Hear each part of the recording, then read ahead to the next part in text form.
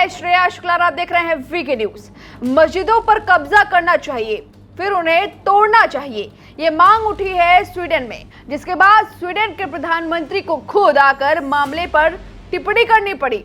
सवाल ये है कि ये मांग उठाई किसने और ऐसी मांग क्यों उठाई गई। स्वीडन में लगातार इस्लाम विरोधी गतिविधि देखने को मिली है। इसी साल 28 जून को स्वीडन में बकरीद के मौके पर एक इराकी शरणार्थी सलमान मोमिका ने राजधानी स्टॉकहोम की एक मस्जिद के सामने कुरान की एक प्रति में आग लगा दी थी।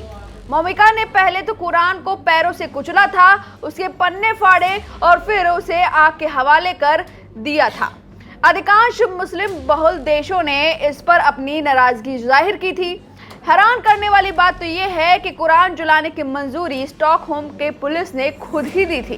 दरअसल इस देश में ईश निंदा कानून को 1970 के दशक से ही रद्द कर दिया है। इसका संविधान हर उस मामले में बोलने की आजादी देता है जिसमें धार्मिक संदेशों पर सवाल उठाने से लेकर ऐसे सवाल करना भी शामिल है जिसे आस्थाओं को ठेस पहुंचाने वाला माना जाता है। और इसी के चलते स्वीडन के एक नेता ने अब खुलकर मस्जिद पर बात कही है। स्वीडिश प्रधानमंत्री उल्फ क्रिस्टरसन की सरकार का समर्थन करने वाले स्वीडन डेमोक्रेटिक पार्टी के नेता जिमी एकेसन ने यह बात 26 नवंबर को पार्टी की वार्षिक कांग्रेस में एक भाषण के दौरान कही। उन्होंने मुसलमानों पर आरोप लगाया कि भ्रामक प्रचार किया जाता है।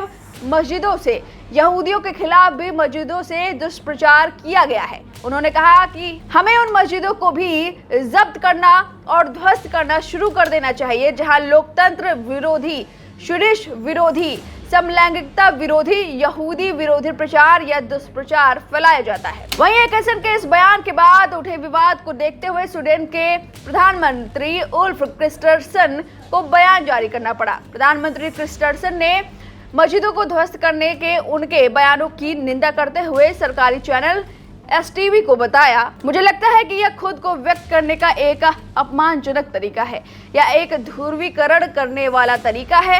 इस तरह के बयान से अंतर्राष्ट्रीय स्तर पर स्वीडन की छवि खराब होती है। यही नहीं, एकेसन के बयान के बाद दूसरे देशों के विरोध को देखते हुए स्वीडन के PM को एक्स पर भी सफाई देनी पड़ी। उन्होंने यहाँ पोस्ट करके लिखा, स्वीडन में हम पूजा स्थलों को नष्ट नहीं करते हैं। एक समाज के रूप में हमें हिंसक उग्रवाद से लड़ना चाहिए, चाहे उसका आधार कुछ भी हो, लेकिन हमें एक लोकतांत्रिक और उदार राज्य के ढांचे के अंदर ऐसा करना चाहिए। अब इस तरह से लगातार स्वीडन में आप देख सकते हैं कि इस्लामिक विरोधी गतिविधि देखने को मिलती है।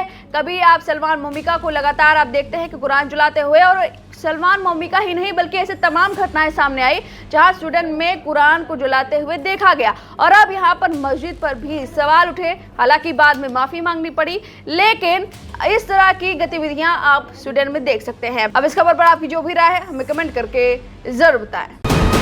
वीके न्यूज, राष्ट्र के नाम।